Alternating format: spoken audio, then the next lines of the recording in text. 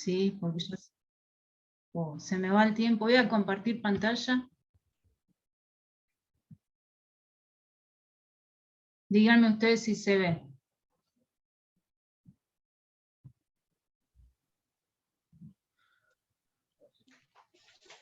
¿Cargó? Sí, profe. Ya Ahora está. sí. Bien.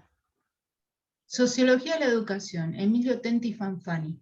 ¿Sí? Este señor es muy conocido en el ámbito intelectual educativo porque fue docente de la UBA, realizó muchos trabajos en lo que es investigaciones en educación, tiene varios libros escritos, ¿sí? Y un gran aporte desde la mirada un poco de la sociología de la educación.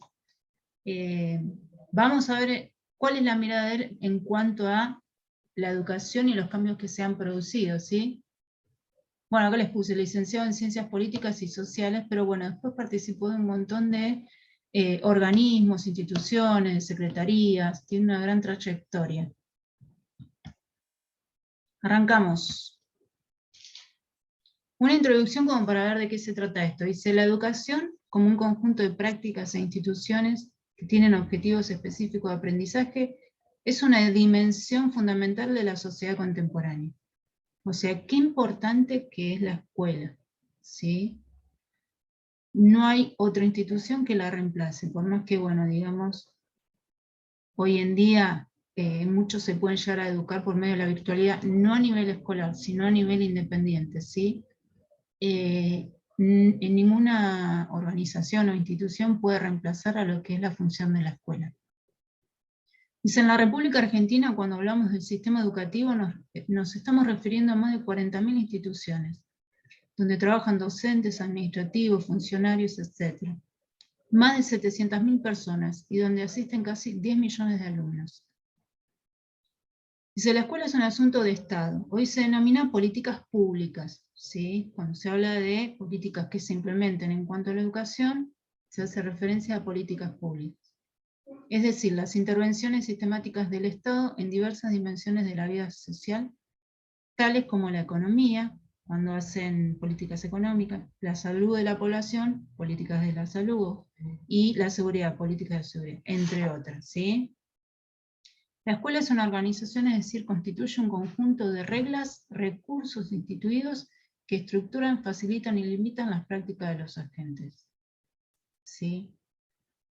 Toda escuela responde a un modelo de alumno. Cuando ustedes, no sé si alguno ya está ejerciendo, pero el día de mañana que tengan muchas horas, se van a encontrar que cada vez que ingresan a una escuela, cada escuela tiene una cultura institucional particular, ¿sí? Y cada una de ellas se plantea un modelo de alumno, en el que ustedes tienen que incorporarse. Pero como decíamos, la escuela no puede ser sustituida por ningún otro organismo. Bueno, muestra una imagen de la escuela. Dice, la escuela como medio socializante. Siempre hablamos de cuál es la función de la escuela, el de socializar. No solo de transmitir una cultura, sino de la socialización. Y se tiene la tarea de promover en los alumnos saberes básicos, los cuales deben ir encaminados no tanto a formar especialistas, ¿sí? Dotar de maneras suficientes que les permitan trascender en la vida cotidiana. Esto tiene que ver un poco con lo que veníamos hablando, ¿se acuerdan de subjetividad y escuela? Que decíamos, qué importante que es el chico que está escolarizado, ¿sí? Y la subjetividad que van a construir dentro de la escuela que aquel que no está escolarizado. No quiere decir que fuera de la escuela no construya una subjetividad, como hablábamos la semana pasada, sino que aquellos saberes que va a recibir en la escuela, que va a incorporar, son lo que después le permite, como decía Nacho, interpretar y ver la realidad de otra manera. Ser más crítico, tener otra visión más profunda, o más analítica, ¿sí?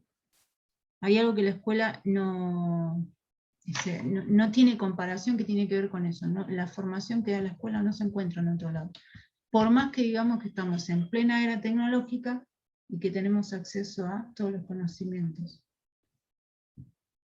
¿Se va entendiendo hasta ahí o voy muy rápido? Usted dígame. Sí, sí. ¿Sí? A medida que vamos viendo esto, ¿pueden ver algún tipo de relación con lo que vimos esto de Ahí. subjetividad y escuela? Sí, profe. Me imagino que cuando ingresas a una escuela tiene su propia mirada de las cosas a veces, porque Sí. hay como un mundo ahí adentro. Sí.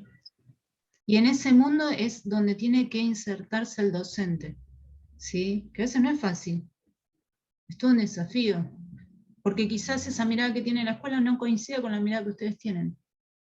Entonces es bueno ver cómo me inserto en ese mundo y cómo trato de llevar a cabo mi trabajo, mi función, ¿sí?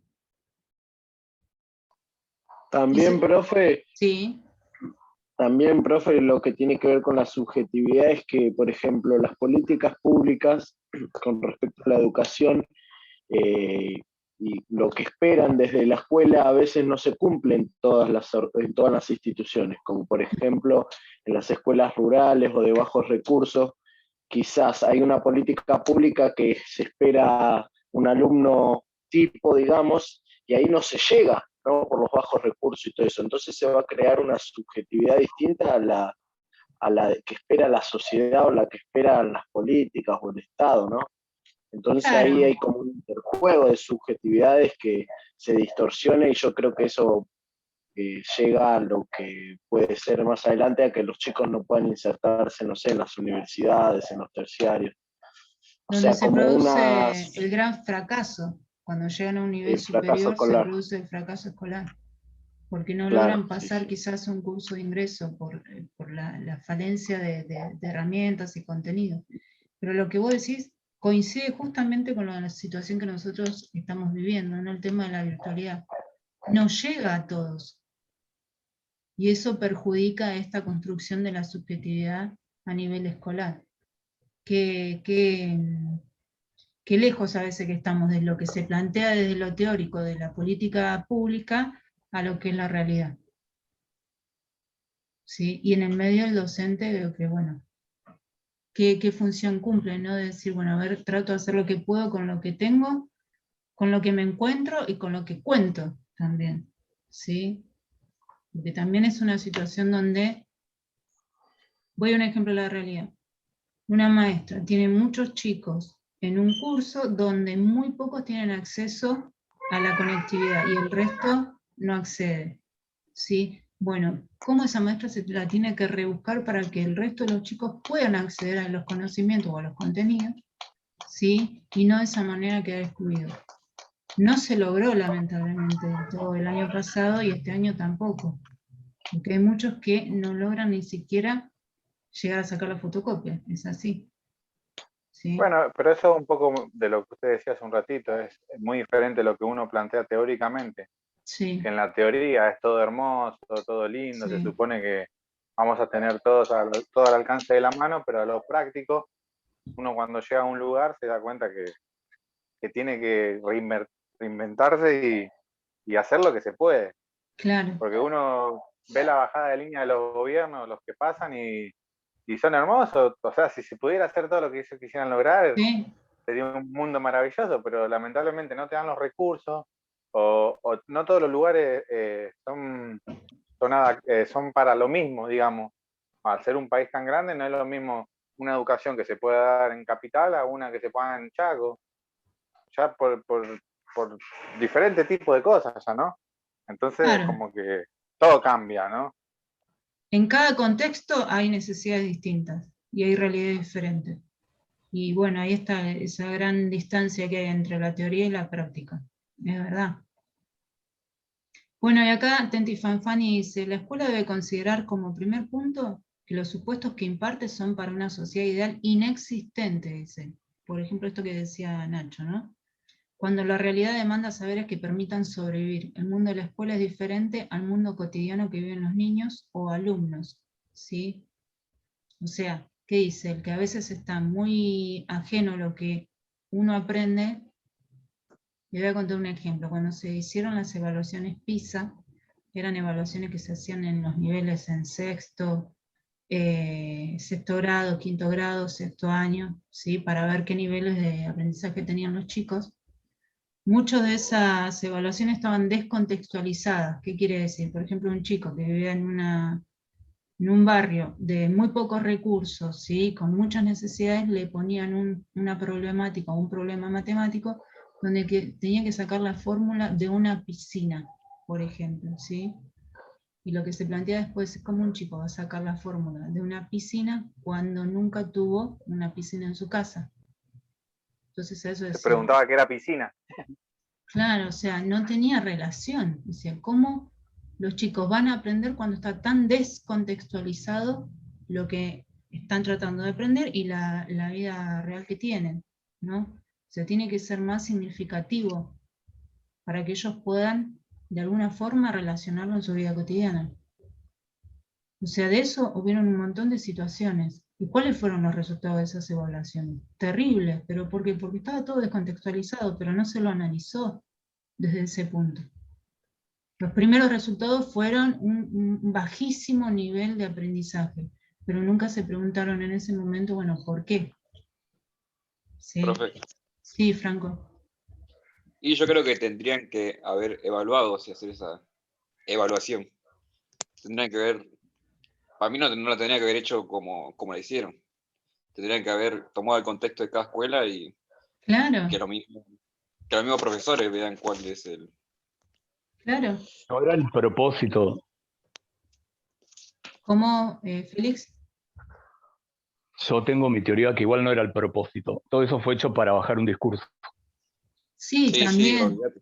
también tiene que ver con eso, sí, sí, Claro, sí, fue para bajar un discurso de que los profesores están mal, que todo está mal. sí. Siempre hay que leer entre líneas, ¿no? O sea, pero bueno, cuando se empieza a analizar esto, nunca se tuvo en cuenta ese descontexto. Pero sí, sí, es como decís, Félix, sí, tenía que ver con una doble intencionalidad, lamentablemente. Bien, sigo, dice, existen saberes que debe adquirir un alumno, independientemente de sus intereses y necesidades. Estos son los que le permitirán desenvolverse de manera eficaz en un mundo tan complejo y global como el actual. Bueno, todo lo que tiene que ver con estos contenidos formales que se aprenden en la escuela y no en otro lugar. ¿Sí? O sea que por más que no vaya a la escuela, no los va a aprender en otro lugar, por más que esté sentado en una computadora, porque tiene que ver con los contenidos seleccionados según el nivel de desarrollo del chico, desde la pedagogía, desde la didáctica, cómo está planteado y cuál es la intencionalidad. Dice, saberes que la escuela debe procurar en sus alumnos. Nociones acerca de los fenómenos naturales, preservación con la salud, supervivencia, según Tentifanfani, ¿sí? Pensar, decidir y luego actuar. Formar niños de habilidades para la resolución de problemas y por otro lado en la práctica diaria y vivencial de valores. Bueno, esto lo que plantea Tentifanfani es la vuelta que habría que darle, o la vuelta de rosca que habría que darle a la enseñanza de ciertos contenidos, ¿no? O sea, empezar a mirarlo desde este lado. Bueno, por ejemplo, esto de la preservación con la salud y la supervivencia. Es también lo que se puso en práctica a partir de la pandemia. Cuando empieza la pandemia se empiezan a incorporar ciertos contenidos que tienen que ver con el cuidado de la higiene, el cuidado de la salud, ¿sí? Por una necesidad que era lo que estábamos viviendo. Que se empiezan a plantear proyectos, a ver, bueno, cómo tratamos el tema de la pandemia en esta situación con los chicos. Y había que incorporarlo. Dice, la escuela no debe formar especialistas, sino todólogos. No en el sentido de saber de todo, sino de poseer noción de todo cuanto suceda a nuestro alrededor, lo cual se traduce en la cultura general básica.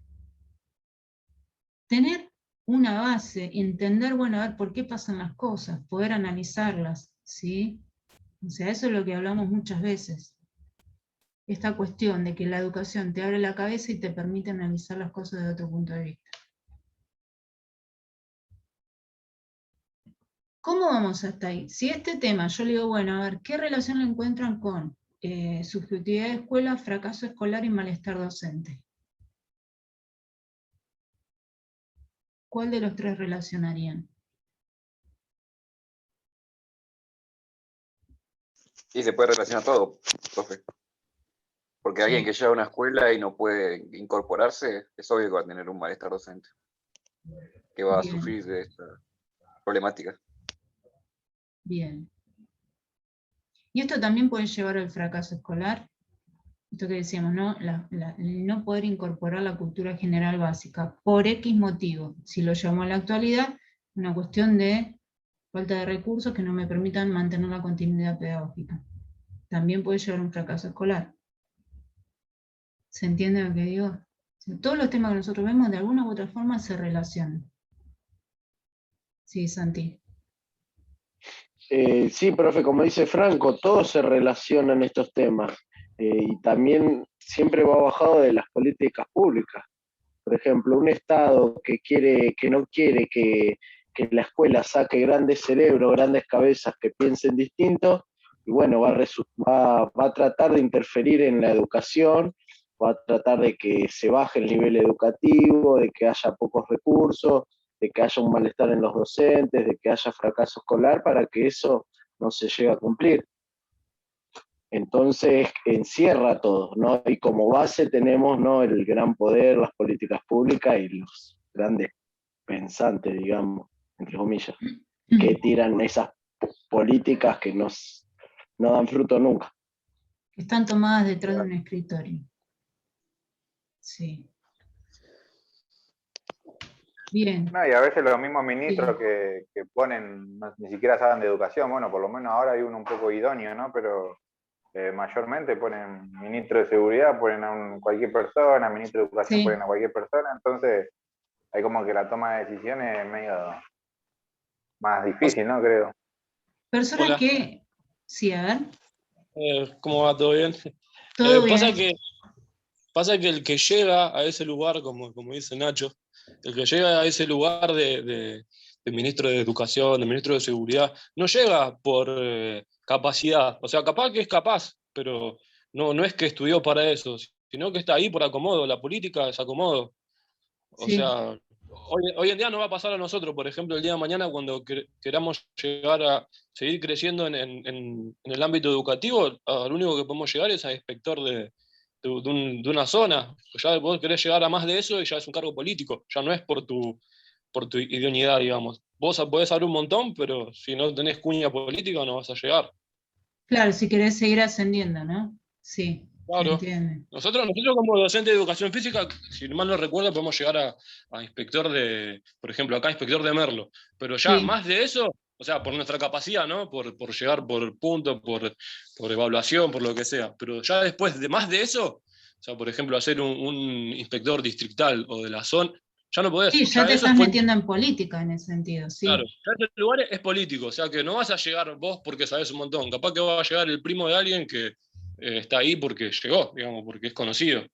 Sí, Entonces la política tiene lamentablemente. eso, llegan a un lugar en el que no son idóneos para el lugar, sino que llegan porque conocen a alguien o porque están ahí.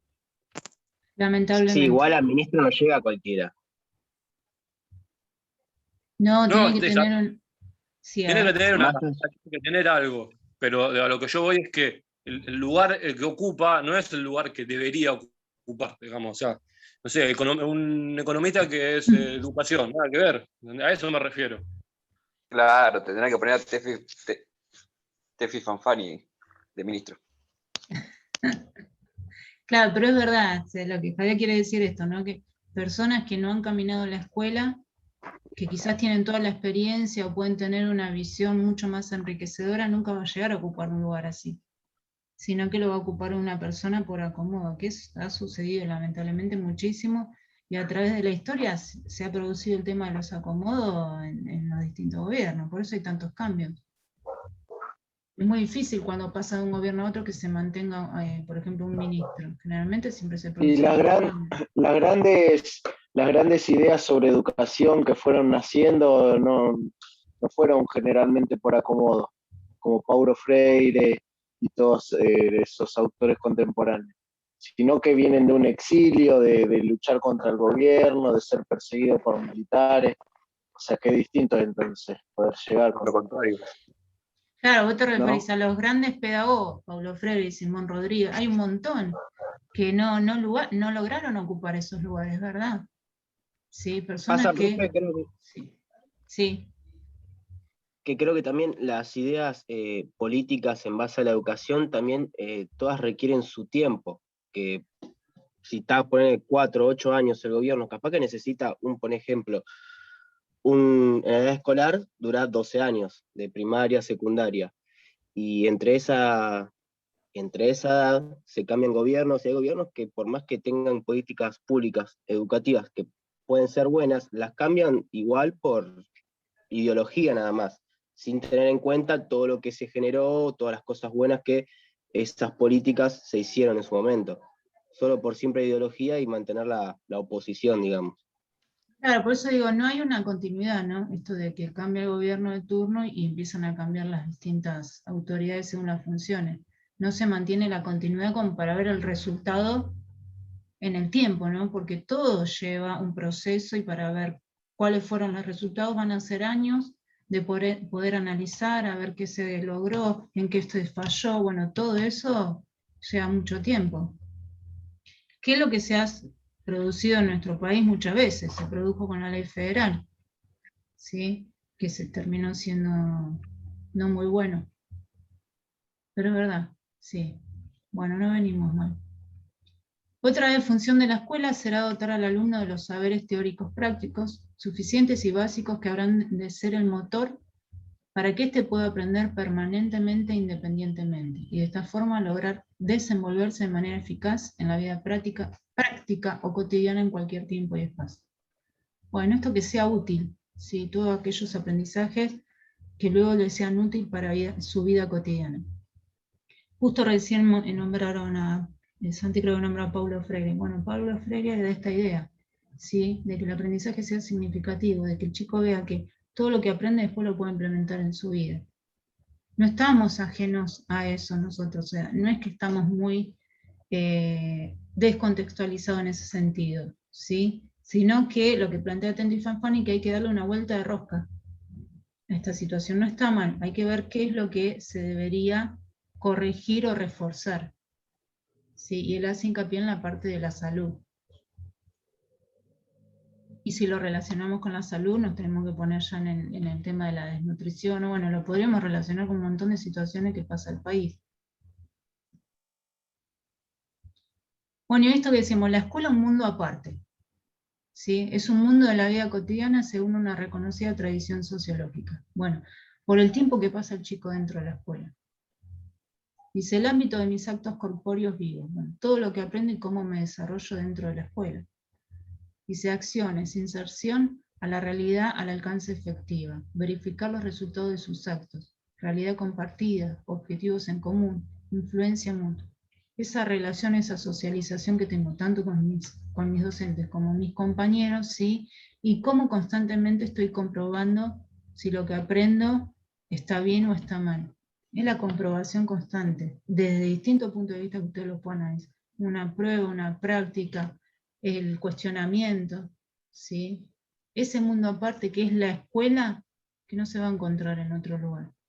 Por eso decimos qué importante que es la institución escuela en la sociedad. Dice, bueno, una educación para la vida, dice, los propios niños son los caballos de Troya, otros saberes y ámbitos de vida, y porque son donde se prueban las políticas educativas, las políticas públicas, ¿sí? Son los chicos donde se prueba todo eso. No es que una prueba antes, fuera de la escuela, a ver cómo funciona, no, se va directamente a la escuela y se pone en práctica y aprueba todas aquellas políticas o medidas que se tomen. Y hoy los muros de la escuela ya no son tan sólidos como antes. Todo lo que suceda en la sociedad va a repercutir en la escuela.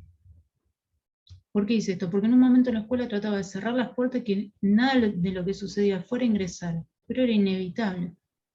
Algunos autores decían, lo que no entra por la puerta entra por la ventana. No podemos tener a la escuela ajena de lo que sucede en la sociedad. El lenguaje, sus intereses, desintereses, sus temores, sueños, aspiraciones, se introducen de contrabando en la escuela. Todo eso ingresa a la escuela, ¿sí? Como fue el tema del lenguaje inclusivo, cómo se incorporó en la escuela también. O sea, todo lo que a los chicos les interese o les desinterese llega a la escuela. Y son los lugares donde ellos preguntan, se sacan las dudas, ¿sí? se necesita replantear, según Tenti Fanfani, qué enseñar, cómo y cuándo. ¿Qué enseñamos, cómo lo enseñamos y cuándo lo enseñamos? Estas 3 preguntas les puedo asegurar que cuando empiecen a ejercer se las van a hacer en cada jornada. ¿Qué enseñamos, cómo enseñamos, cuándo enseñamos? ¿Sí? Bueno, y para no aburrirlo, vamos a ver si terminamos esta parte de acá y después seguimos la clase que viene. Tenti Fanfani plantea: se debe enseñar contenidos útiles evitando los extremos y los esquematizados. ¿Cómo lo podían trasladar eso a educación física? Se debe enseñar contenidos útiles evitando ni un extremo ni el otro, digamos. Ni muy poco ni demasiado. Si lo trasladamos a una práctica de ustedes en educación física. Yo pienso que contenidos útiles habla, ¿no?, de lo general de la vida cotidiana. Correr un colectivo, saltar, no sé, las calles hechas pedazos, tener que ir saltando los charcos. Esos contenidos, hablo de las habilidades motoras básicas. Que no estás preparando Valores. un futuro, claro, no estás preparando un futuro corredor, sino que lo que estás tratando es de que el chico aprenda lo básico, lo necesario, para que después lo pueda poner en práctica en su vida cotidiana. Bueno, esto es lo que dice Tenti Fanfani. Claro, ¿viste cuando llueve que vas saltando los charcos, patinando en el barro?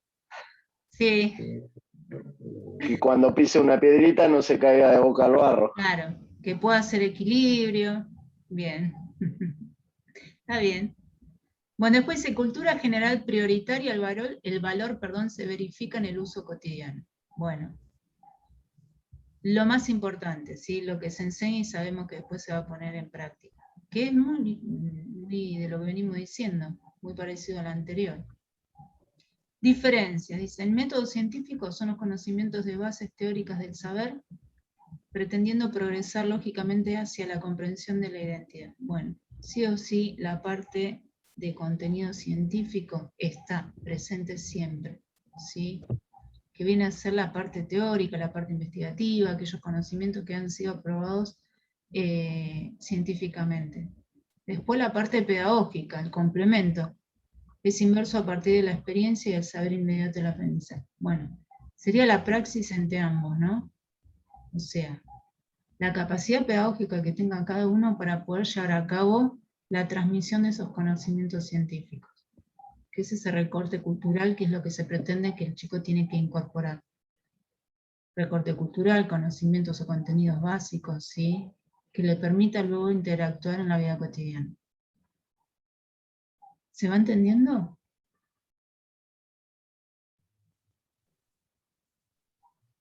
Sí, Ajá. profe, lo entiendo todo. Bien. Empecemos a pensar estos temas relacionándolos. ¿Qué tiene que ver uno con el otro? ¿Por qué les digo esto? Porque el cierre del primer cuatrimestre, yo sé que hincho mucho con esto, pero va a ser un mapa conceptual donde ustedes puedan unir todos los conocimientos, perdón, todos los contenidos.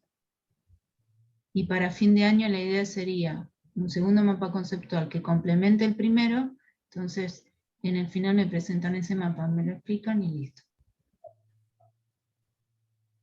¿Se entendió? Sí. Si quieren, si tienen otra propuesta y dicen, no, pero yo quiero del final de otra manera, no hay problema, ¿eh? ¿En ese sentido? Si quieren Profe, yo soy decir, pésima con los mapas conceptuales. ¿quién habló, Sofi? Sí, Ah, pero bueno, yo te voy ayudando, o sea, la idea es que vos pienses cuál es el tema central de todos los contenidos que veamos en este cuatrimestre, ¿sí? Y ese va a ser ok, el eje de tu mapa conceptual. Después hay que ok, empezar a ok. relacionar el resto.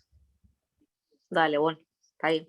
Vos haces un borrador, me lo pasás, lo voy corrigiendo, te lo reenvío y así. Dale, así lo ves antes. Claro, sí, sí.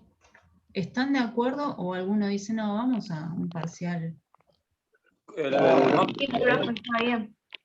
Ah, bueno, profe, ya el último año cerramos igual. Ah, bueno, sí. Y esta materia da para relacionar todo y que ustedes digan, bueno, a ver, que desde el punto de vista de ustedes también, qué es lo que pudieron entender y cómo lo fueron relacionando. Está bueno esto que van encontrando las puestas en común que hacen en cuanto a la realidad que ven, la teoría, si hay una relación, si está muy alejado. Ahí está la famosa praxis que nosotros estamos viendo acá en el profesorado. Unir la teoría con la realidad, ¿sí? Y que ustedes los puedan explicar. ¿Bien? Perdón, consulta, ¿el mapa tiene que estar sí o sí? Por eso digo, si ustedes... Voy a dejar de compartir pantalla un segundo, ¿eh? Si alguno no quiere hacer el mapa y para fin de